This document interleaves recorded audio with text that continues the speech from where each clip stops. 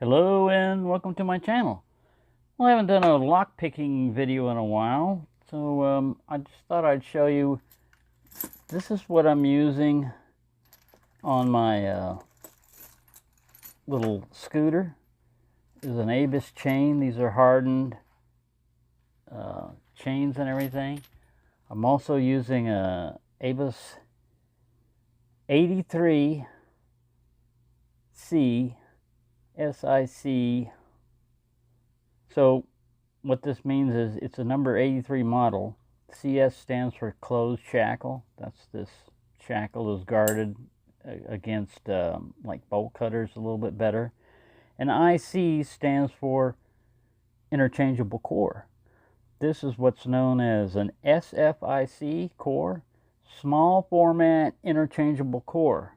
Now what's interesting about these things and what makes them difficult to pick is a couple of things. One, there are 7 pins in here.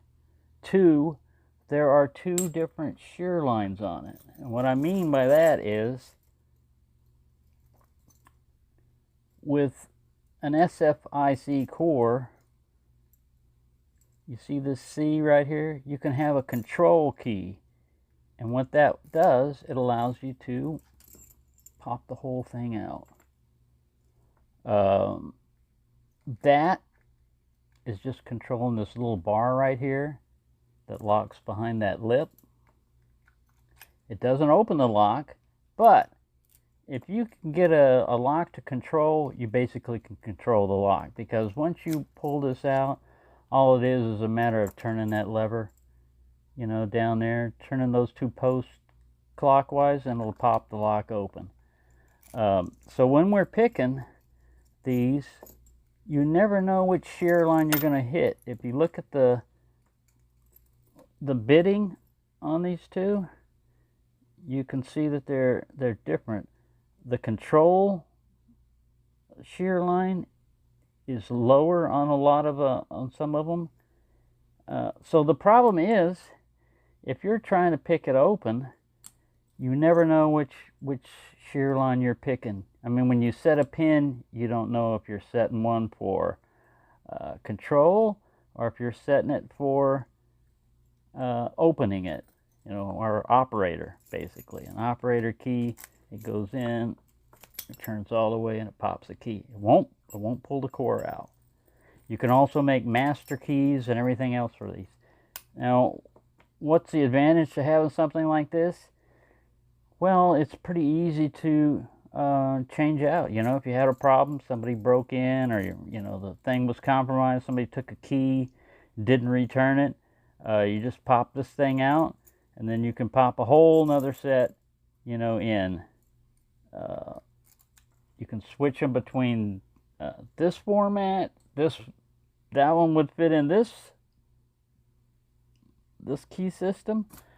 It'll fit on whatever format. They make them in like doorknob frames. You see them in a lot of institutions and stuff like that. They have anti-drill features in there too, so it's not easy to drill through here. A lot of times they have steel pins and stuff like that. So it's a real challenge to pick one of these.